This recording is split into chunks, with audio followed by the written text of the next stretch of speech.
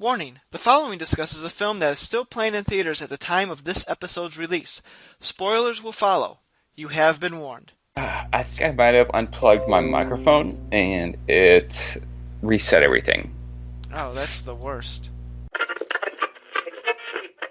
Clear the air lanes for the big broadcast. We're not professional podcasters. Say what? We barely know what we're doing. It's funny because it's true. But we have fun anyway. I'm here to podcast. Does everybody know what time it is? We're going streaking! Yeah! No, we're not. It's time for movies, pop culture, and more with the all-new Culture Cast, starting now. I'm Nick. I'm the Gorehound. And I'm Jen. And this is the all-new Culture Cast. And today we're talking about Wonder Woman, the newest superhero sensation hitting the big screens right now. Is anybody even talking about this one, though? No, it's kind of flown under the radar. So, we're recording this the second weekend that it's been out, and I think I was reading something that said that the film has been, I don't know if I'm going to word this right, but it's been the lowest, it's had the lowest fall between opening weekend and second weekend of all major recent superhero films.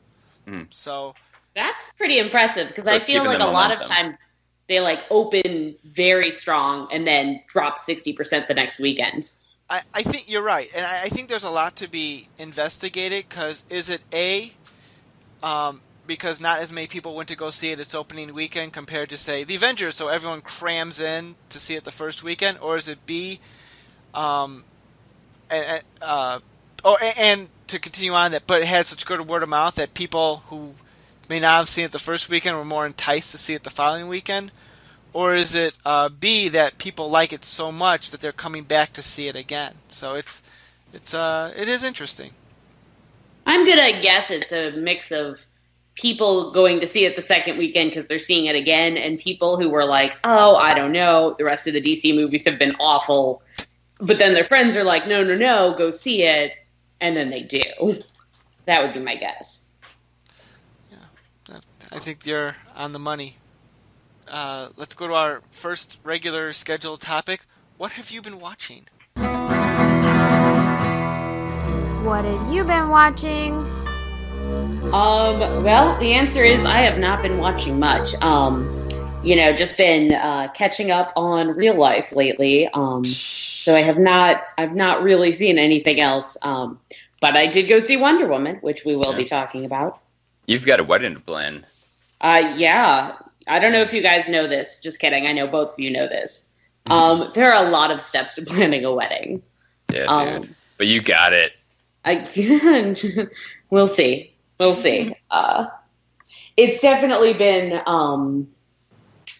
a journey. Actually, I take that back. I did read one thing this week, which was the Sartre play No Exit. I'm sorry, the what? Jean-Paul Sartre, I believe is how you pronounce it if you don't really know French. Okay. And he wrote this play called No Exit, which is about three characters in hell. Exciting. It's basically the play version of Hell is Other People. Okay.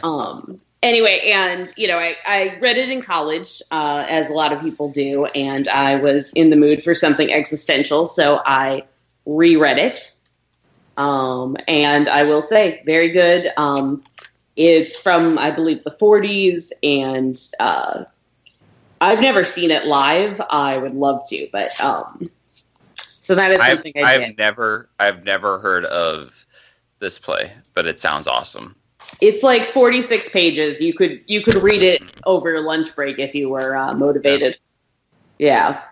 So I know a lot of people in this world are probably nervous about reading a play. I don't think it's something a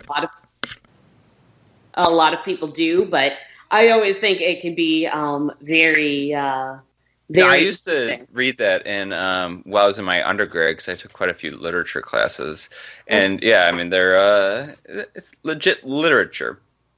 Absolutely, but the other thing that's really good about it is because most plays are no longer than 2 hours, and a lot of that is stage directions and stuff. You can actually read through a play pretty quickly, generally. Yeah, they flow pretty quick. Right. So anyway, definitely that is something I read this week, which I forgot about, but now remember. All right. What about you, Gorehound?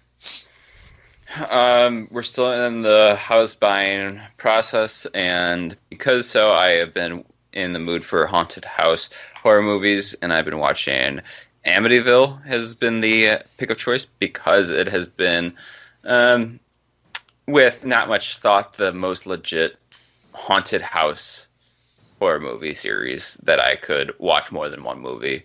So I have never seen an Amityville horror movie. What would you recommend for somebody who maybe hasn't seen any of them? Do you start with number one, or is it better to... Well, there's Should we see the one with Ryan Reynolds? Right, I would recommend the one with Ryan Reynolds because... Oh, really? I was being sarcastic. I didn't think that one people like that one. Oh, I mean, it's got Ryan Reynolds in it, so it's going to attract the female audience and maybe the male audience who also likes Ryan Reynolds in that way. So everyone. I haven't seen it in many, many years. It will be coming up in the next week or so. But the Amityville Horror is like a series that just keeps on coming.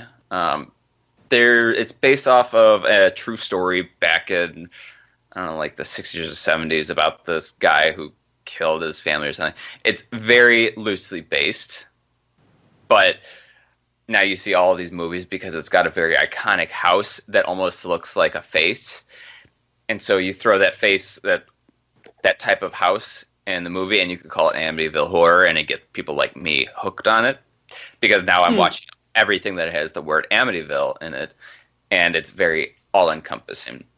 So have you seen what was it? The Conjuring 2, I think, also takes place in that house. Yeah, they were very good. But I'm trying to stick it to, as long as it has to do with Amityville in the name, I'm gonna watch it. So I bought the original 3, which were made in like the 80s or 90s, and then I'm going to go through the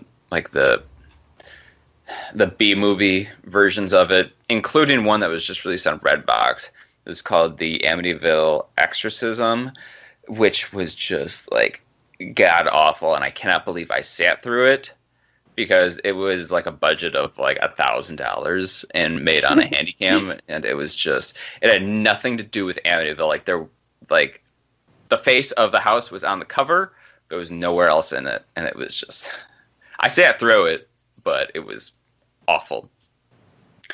So yeah, I'm gonna finish off those and then keep on plowing through all of these Amityville horror movies. So, Nick, how about yourself? Well, I just watched Wonder Woman, so that's something. Yeah. I also I've been watching the latest season of Kimmy Schmidt for a podcast we're doing later on this month. Getting ready for that.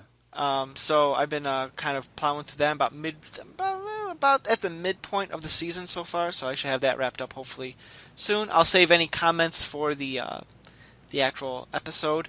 But yeah, I feel like there's been something else, but that's about it, I suppose. Gorehound, do you have a man crush of the week? Man crush. Yeah, and I believe it's been the same one for the past week or 2 weeks. It's Kev from Shameless. You gotta get. This is disappointing. You need to have like a new man crush every single week. No, I mean he is holding it because I've been watching Shameless like on and off. It's a solid series that is not going to end anytime soon because there's 6 seasons. After every episode, I'm like, what a good guy. I like him. He is always making the right decision, albeit for everybody else around it is making bad decisions, but he's still, I don't know. It's a complicated story, but I like him. So I'm sticking with it. Okay. I got nothing. All right. So I guess we are going to move on to our topic of the day. Yes, sure. Sorry. brain fart. What if we did a topic for a podcast? Yeah, I know. What a crazy thought. So Wonder Woman. This has been the long in development. I remember hearing rumors and development of this movie going back, I don't know, maybe back to the 90s. I remember such actresses as Sandra Bullock were considered for the role of Wonder Woman when they were trying to do it. About 10 years ago, Joss Whedon, who would later go on to direct the Avengers, was writing and directing a Wonder Woman movie that didn't move past the initial script stage. So they were trying to get this thing up and running. They didn't quite know how to do it, and really for the longest time, unless your name was Batman or Superman, making a comic book movie was kind of a tough sell. But now that the Marvel has kind of set the way for comic book movies, and DC is catching up with their extended universe. I mean, clearly there have been plenty of Batman and Superman films in the past. Wonder Woman has finally been able to make a splash, and it's been quite highly. It's been reviewed very well. Sorry, I'm not talking very well right now, but people have been liking it. It's been getting a lot of positive buzz. Yeah, and there's not much criticism that people are having over it, so that's fantastic.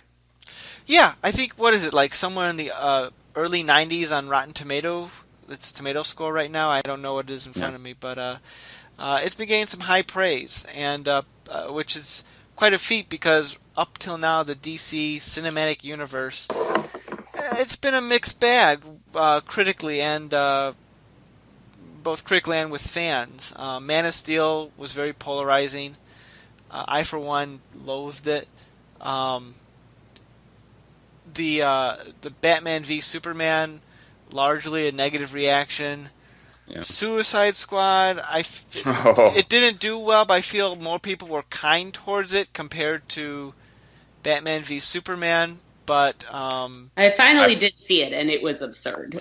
Oh my gosh, I fell asleep during it. It's sitting on my DVR right now, so I haven't had a chance to watch it yet. But and then early buzz about Wonder Woman was sort of sketchy because the early insiders said, "Oh, the film's a mess." Well, that clearly didn't turn out to be true. Of course, who knows? One person might say something, and then it gets blown up, and the rumor mill goes out of control.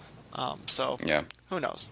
But it turned out to be a fairly people like it, and it's good. I mean, it's good for Warner Brothers because they definitely need a hit if they wanted their. Let me rephrase it: a critical hit if they wanted their ongoing interconnected universe to be successful past the upcoming Justice League movie. So there's that. But before we because this added like a lot of story and emotion behind a DC character instead of just tough and origin story.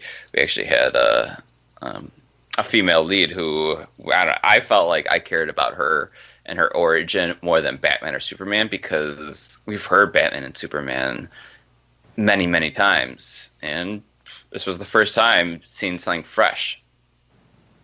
It does follow through with a lot of the tropes of an origin film, but it is something sort of newer, it's fresher, more optimistic than some of the other ones.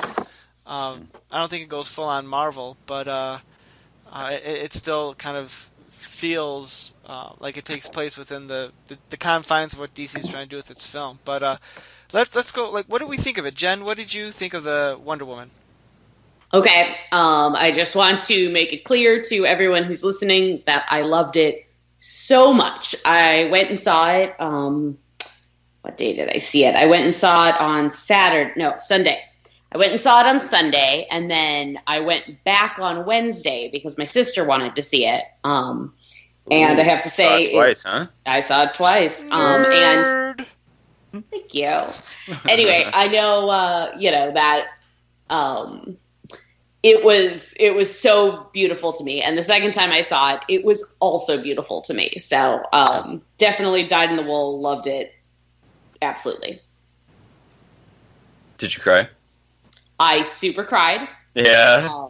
During So here's what I'll say. So I cried during the wait. Are we getting into spoilers? Oh yeah, there are no such things as spoilers on our show, so Yeah. Perfect. Okay. So I cried twice. The first time I cried was the No Man's Land scene. Yeah. And based on the internet, I would say I am not the only woman who cried during that scene. And then obviously also when Steve Trevor, goes up into the plane and explodes. Also cried a lot then. Yeah.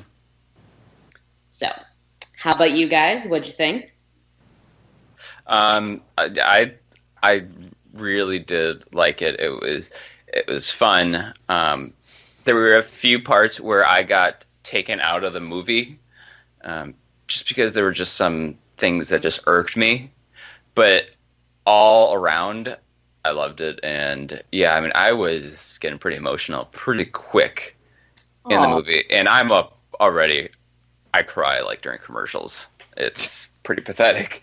So I wasn't surprised that I was crying during it, but crying or getting teary that early in a movie was pretty significant. That it's like it's kind of a form of a combination of a good film and also a character that I care about. So it's not just, they hit the music, they hit the right camera angles, you're feeling it. It's also that, you care about, her being one of the first like women to, be on the same screen as Superman and Batman and to be on the same level as them, which is like pretty significant because now we're not just going to see the same male lead in these superhero movies. We're actually going to start to see, hopefully we'll start to see more female leads and more diversity in our superheroes. Absolutely. I want to asterisk that because that's a topic I do want to come back to later on. Yeah. Because I think that this merits discussion. Yeah, but yeah, I mean, regardless, I love the movie. It was exciting to watch. I was engaged the entire time.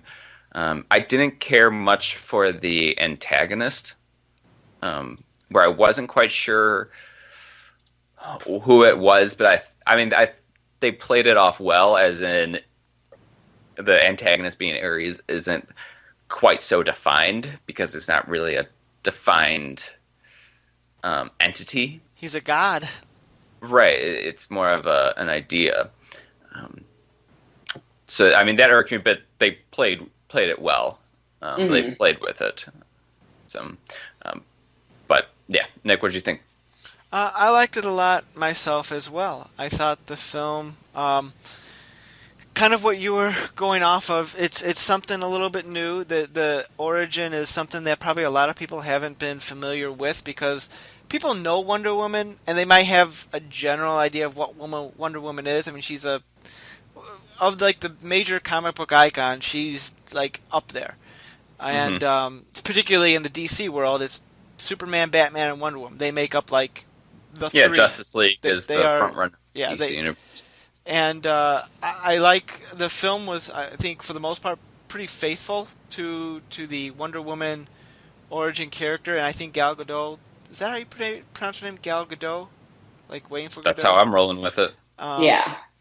I thought she did a pretty good job bringing the character to life. A lot of she brought like a lot. There was sort of like a wide-eyed innocence about her when she's coming into man's world, as it were. And there's what do you call it? Like the fish out of water sort of thing. Like one of the biggest laughs for me in the film was when she eats ice cream, and she credits the guy who was selling, like, "This is a great invention. You should be proud of yourself." Which clearly he didn't invent it, but it's the first time she's having it, so it's like blowing her mind. And like just sort of like how she's a superhero that wants to help, that like goes out of her way to try to help people and protests when she's being told not to. And I think that's something we could see more in superhero films. Like as much as the Marvel Universe has a lot of optimism with their heroes and it's light and fluffy and fun, you don't see a lot of heroes like relishing or doing the job of I am a hero. It's more like them. I need to accomplish this task versus I need to help these people. I mean, if you're Tony Stark, you just need a hobby, you know? Yeah. And even characters like Captain America in the films of the ones I've seen, he's more like, oh no, I gotta stop the bad guy from doing the bad guy thing versus, well, wait, I gotta stop to help these people. And it's really breaking the cookie cutter idea of what we think of as superhero. Yeah, like I haven't seen something like this really in a movie since like the Christopher Reeve Superman film. I'm sure people out there listening are going to take exception to that, but because that's a character as portrayed in that film as someone who enjoyed being Superman, enjoyed not only stopping the villainous plot, but likes to help a little girl get her cat out of a tree, and so I enjoyed seeing something like that. Obviously, is in the backdrop of World War I, which I always find World War I incredibly fascinating. I think it's one of those wars that this is going to sound weird, but I feel World War II gets more of the fame, and people kind of forget that there was the World War I, and that's so much more of a fascinating conflict than WW2. Right. And I think it was kind of a unique choice to place the film there, because the obvious choice would be World War II, especially since that's when she came out with her comic book origin. So it was kind of neat to see, that sort of being played around with and giving a whole new perspective on that. I think it was really interesting they said it during World War I, because I think if you said it during World War II, you have a very obvious villain. Whereas with World War I, it really was just, from my understanding, not being a war historian, but my understanding is it's a very complicated war where you see a lot of people who are fighting, but there's no clear good guy and clear bad guy. So I thought it was really interesting because she was originated during World War II. So it was interesting to see them knock her back to World War I for the movie. But I think it was a good choice. I think they did that for two very specific reasons. One, the reason that you mentioned, in that it makes it more gray. And the second reason is if they said it during World War II, nerds and critics and everything are automatically going to paint it compared to Captain America. And fair enough. I think DC was like, let's just give ourselves a little separation for that. And for whatever reason, they decided to have Wonder Woman being an already existing older character in this new fictional world. So I think World War I would be the more obvious one. So that's my thought on that. Yeah.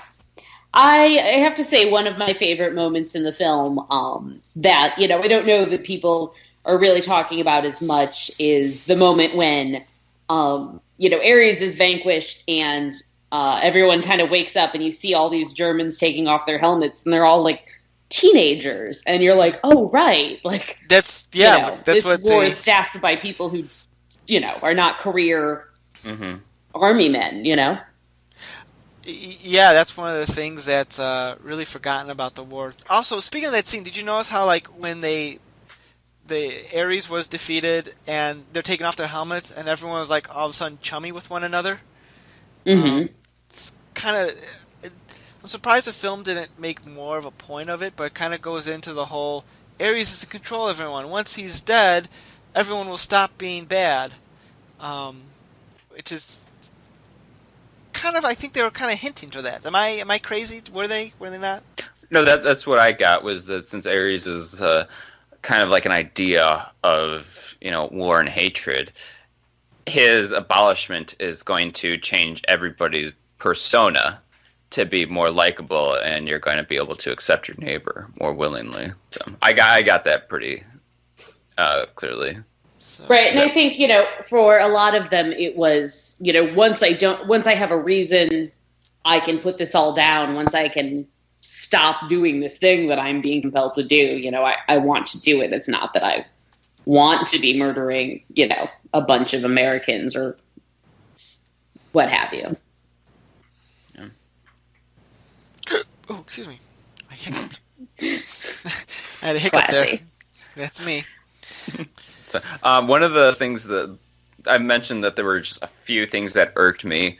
One of them was the use of CGI in some of the battle sequences really broke me out because one of the more significant scenes that I just got kind of was when they were fighting in that rundown village, and there was that super sick slow-mo fight scene. Oh, yeah. In that room, which was just so good. But there were just a few moments where I noticed that it was CGI, and it kind of took me out because I want to see her doing it all. Because, I mean, we're in a slow-mo scene. I want to see it. I would have expected it to be all her. And it was kind of disappointed that they still had to use CGI. But I presume that if it was any other movie, they probably would have used CGI, and it's kind of just a personal preference that I really wish they didn't use. I mean, I'm all for CGI when it's used for things like removing wires to make things safer for stunt performers. But I agree that, like, too much CGI on, any movie. And I mean, I don't even think Wonder Woman had the most CGI I've seen in a battle scene. There have been some Marvel movies where you kind of get to the finale and you're like, okay, no, like, this is a green room. Just right, like zeros and ones on the screen. Right, like Avengers is 100% CGI the last 20 minutes. Because you have, like, two people who are actually humans by the time they're fighting, and the rest of them are all, tin cans and giant green men, and you're just like, okay, like, I'm glad this is going to work out. But, I think, like, when I watched, which one was it? The second Avengers, and you've got Tony and the Hulk fighting in somewhere in Africa, and they like level an entire city while they're just fighting, but you're like, this is so much CGI. Like, none of this matters, and you're just destroying this town for no reason. Can we move on to Chris Pine? Chris Pine, yes. Oh my gosh, I loved the two of them together. I just want to watch like screwball comedies about the two of them. Yeah, they had fantastic chemistry, almost to the point of synergy, where I really don't care about Chris. Captain there Kirk. There was a commercial for Angie Tribeca on TV as of recently, and he had like a cameo, and they're like, we can't say his real name, so we're gonna say things that sound like it, and so they say Crisp Ein, and I just can't get it out of my head now. I just keep on thinking Crisp Ein. So I apologize on that. But they had like a synergy where they just worked so well together. And I'm sure I've seen a Gal Gadot movie before, but I've seen Chris Pine movies where I'm like, he's good, but they really elevated each other to a new level in this one. Absolutely. I think this might be Gal Gadot's first leading role. Like, she's always had like supporting roles in other films. She was in the Fast and Furious movies. She was in a couple. Yeah, she was in a couple of them. She was like a supporting player in there, and she was fine. I mean, those films aren't known for their acting caliber. But I mean, but the cars go very fast. Yeah, they go really fast. And I mean, she was fine in that. I mean, she had she just had a smaller like supporting role in those films. But it's always a question when you bring someone from like a supporting background to a leading role, and especially tricky in that if they have a thick accent the way she does, that can go either way. If you ever watch a James Bond film, especially the older ones, and you have like these actresses who you clearly can tell they don't speak English, but they're trying so hard to be in the movie, and sometimes it fails. It didn't with her, and I was very happy to see that, because I think your audience is going to buy into the movie, it's going to like the movie, and the chemistry is going to be much, much stronger between our leading couple if if everything works, and everything did work with her and with Pine. Absolutely. I definitely noticed that the Amazons were all kind of going for her accent to varying degrees of success. Yeah. It's definitely not an accent I think we tend to hear on a lot of, kind of American media. So it was very interesting because if she has like a stereotypical Israeli accent, which she might, I just don't even, I just don't hear it very often. So, but it did kind of add to the fact that she was like from another world or from a, from a kind of extra, a place on Earth, but kind of was in its own reality. Yeah, it was separated from its own self. It's a country you've never been before, so it's very exotic. Yeah, and I think, there were definitely some people who were like, oh, she should have been more American, and it's like, no, like, no, in no she way should not be whatsoever. American. No, I mean, if she was, fine, but I think it adds another layer to her character. Sure.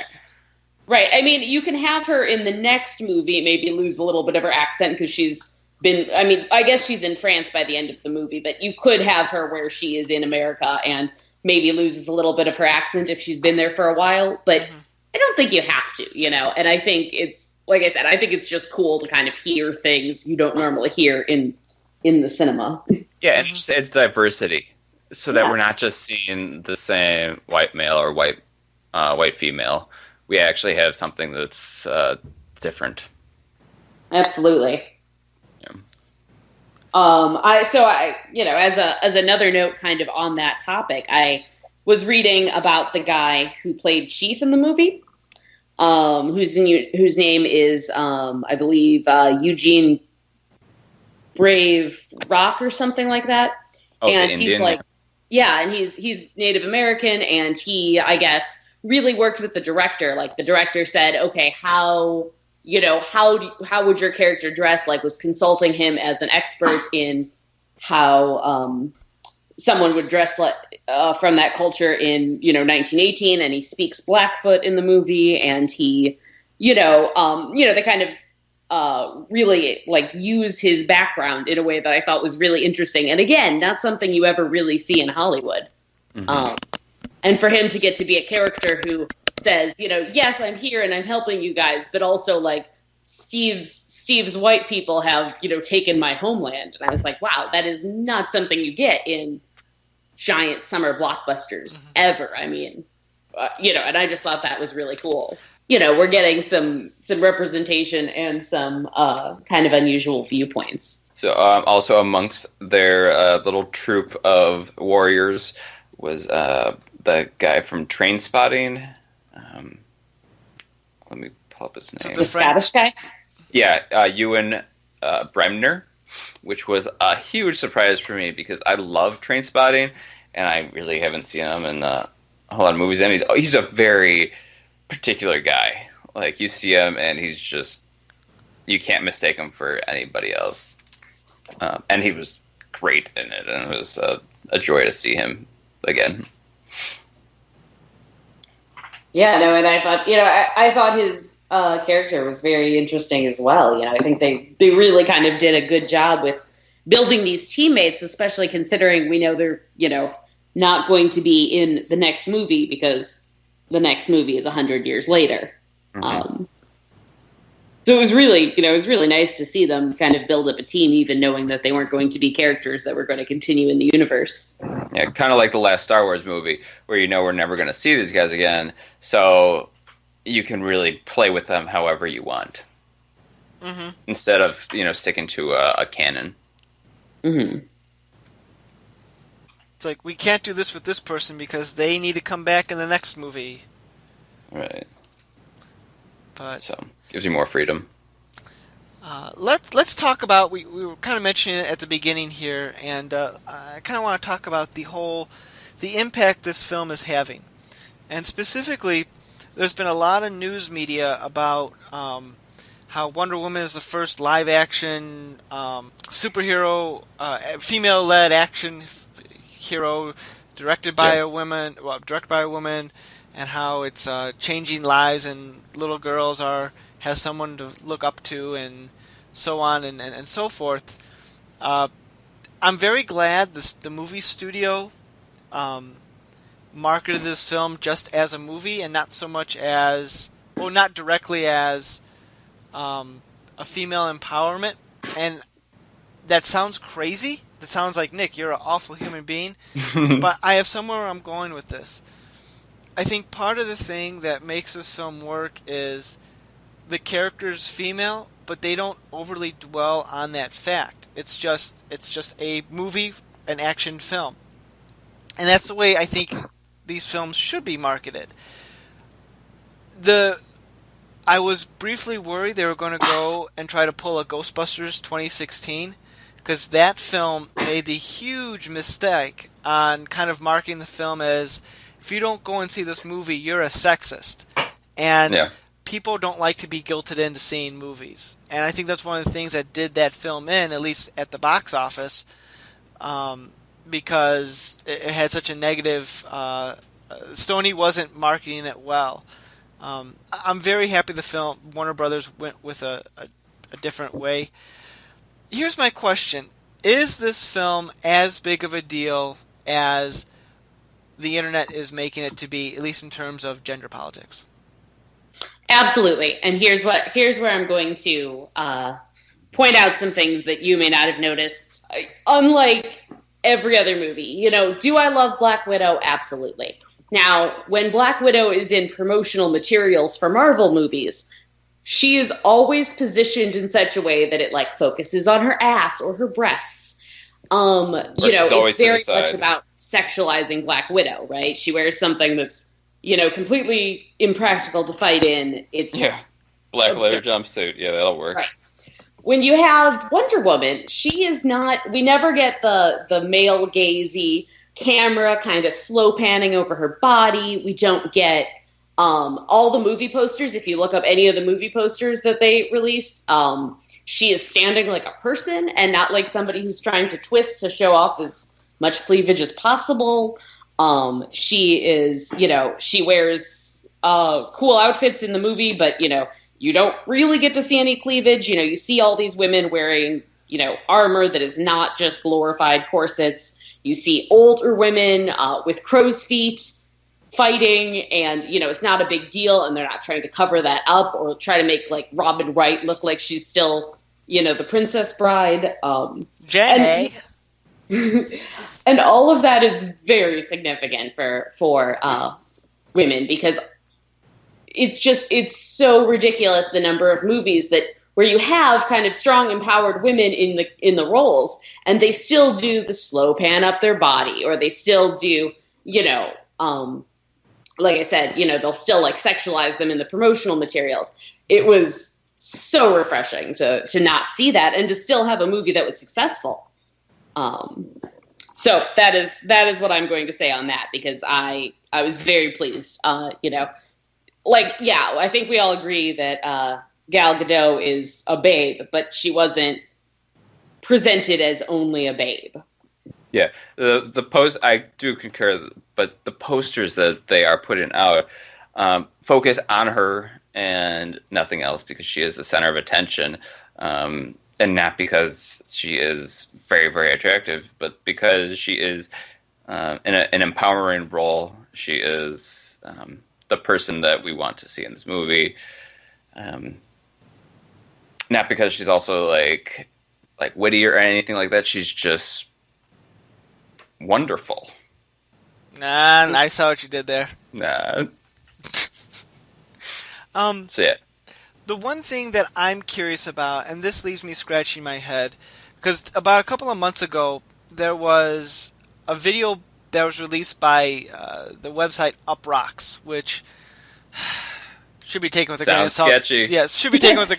It's one of those your size said it all. Yeah, it's one of those BuzzFeed type things, and the video went big into how bemoaning the fact that there were only at that point in time two female-led superhero films slated to be released in the next couple of years, and how that's terrible, and how young girls don't have superhero role models to play off of, and there's no merchandise and all of that.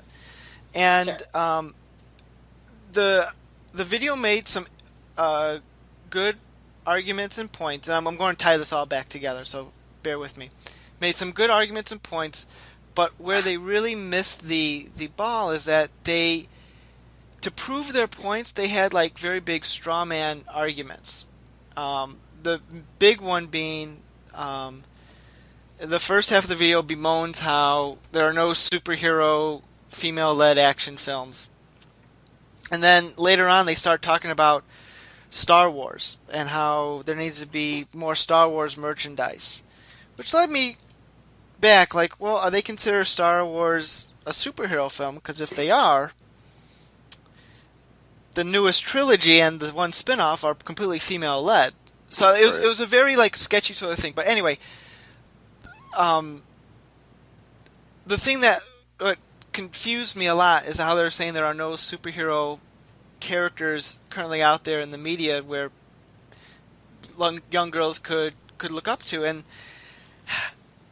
I'd like to point people's attention to the ton of television shows out there where people can see weekly, including things like Supergirl, DC's Legends of Tomorrow, which has a female lead, Jessica Jones on Netflix, which I haven't seen, but it's popular in its own way. The recently canceled Agent Carter and the animated series Vixen and DC Superheroes. I think Wonder Woman is a great film. What they're doing, bringing this character finally to life on the big screen. But I also feel it's selling consumers short on, this is more legitimate of an art form versus television, and I take issue with that. I can see that. Thoughts? Jen, I'm curious on your thought, because as a woman, you might see this in a different perspective. So I think, so I guess there's kind of 2 points to that, which is, a bigger question of, is TV as valid as movies? Which I would say, yes, often. I think we're, it's been said a lot, we're in a golden age of television, which I would agree. And, we certainly have more television that's easily accessible than ever before. To almost our detriment, I feel like, because, we're not having, I cannot keep up on everything anymore, right?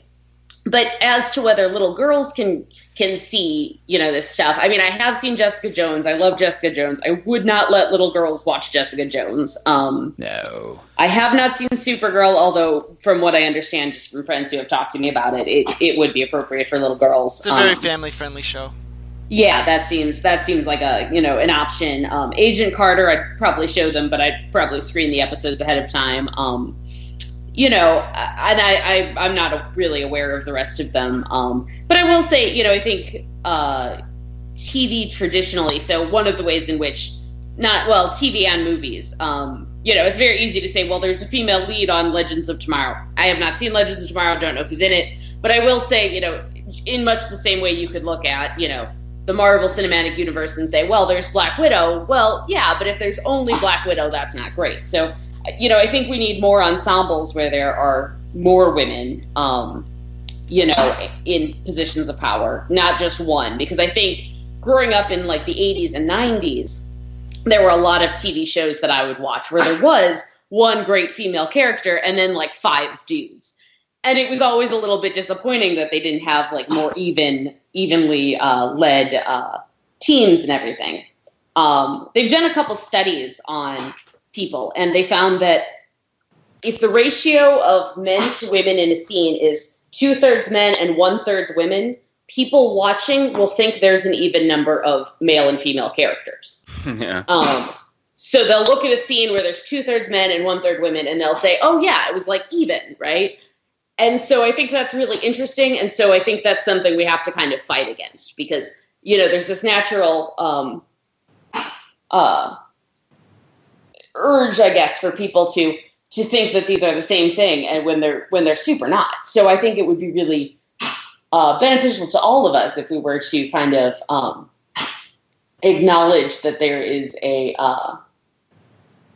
kind of a lack of diversity. And, but overall, right. So if overall we're getting more women on these superhero shows, and like I said, I have not watched at least half of those, so I can't speak to that, but that's good. I just want to make sure that there's kind of equal face time and equal abilities for the female characters, and that we're not just, suffering from that kind of 80s era, one woman, five men, that we tend to see. I could see where you're get behind that. I was just kind of curious there because I think Wonder Woman. I'm surprised it's taken this long to get a Wonder Woman movie out to begin with, because she's such a hallmark of a character in the pop culture. And it kind of shows just how single-minded we are, or Hollywood is, when we're making these superhero movies where they all have to be pretty much all exactly the same male lead. Well, I think not to defend Hollywood, but to at least to put it in somewhat perspective. When they're making these movies, they're trying to pull it from obviously the various source materials, and Hollywood is all about dollar signs at the end of the day. Right. And they're going to want characters that are going to sell. Mostly because comic books were originally designed for little boys when they were created. You're going to have more male comic book characters to pull from, which is what makes the films. It's kind of interesting that when Iron Man was made, that was considered a huge risk, because who's Iron Man? No one knows who that is. That's a third-level superhero. And now Iron Man, you go everywhere and everyone knows Iron Man. Yeah. Perhaps now that Wonder Woman has been made a huge splash, studios are going to they're going to follow the money. They'll probably mine for other female protagonists to create films out of. I know Marvel's trying to make a Captain Marvel film with what's her name, Brie Larson. Is that the actress's name? Oh. So who knows what down the line they'll try to, what characters they feel will be marketable enough to pull off and have a film of their own. I'm throwing in my money for She-Hulk. Just saying.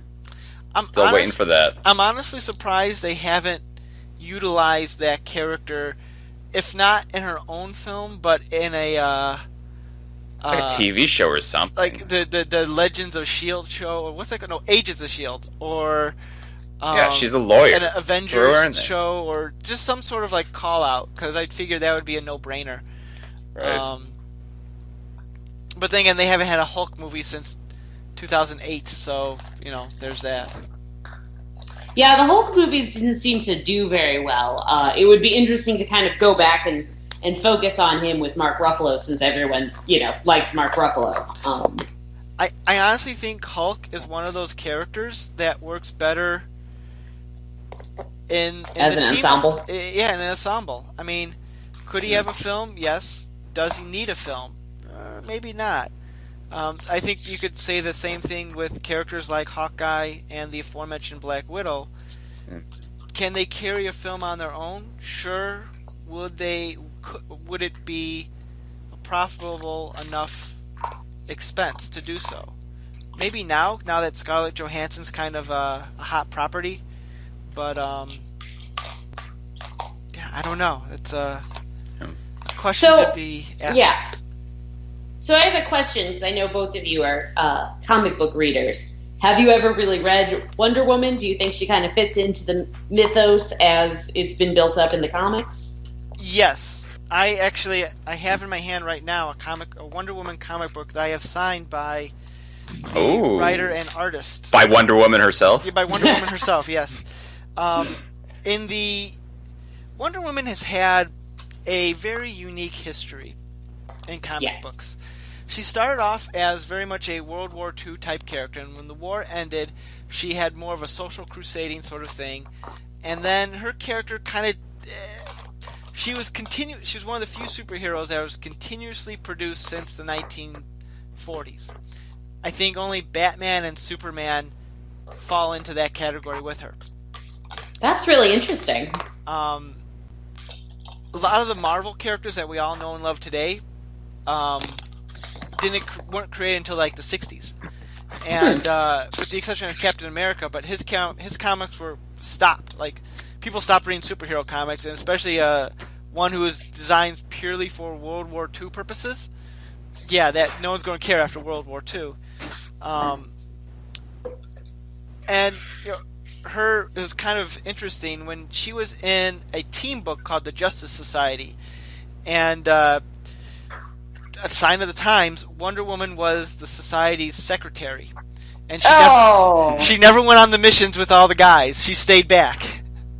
No. I'm not making. It was a sign of the times, but interestingly, those comics were not written by Wonder Woman's creator. When Wonder Woman's creator was writing the Wonder Woman comics, she was out fighting bad guys and had a weird thing for bondage. But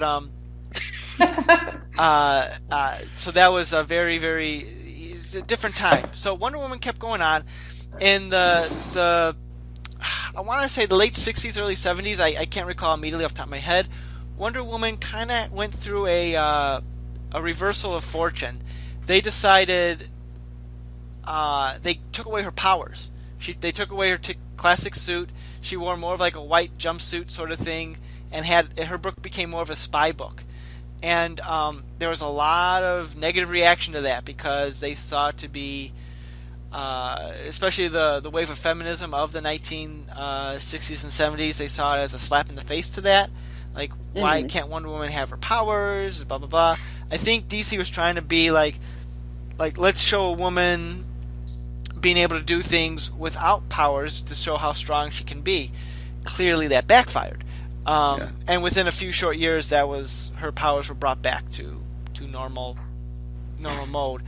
And in the 1980s, DC Comics decided, as a way to celebrate their 50th anniversary, they rebooted their entire comic book line. And characters got new origins, new settings, and one of the characters that got revamped was Wonder Woman. And a lot of the similar traits remain. She was born of clay. Steve Trevor crashed to her island, but it was all done with a new coat of paint. The Greek gods played a much more of a larger role. And this is the book that I have that I'm looking at.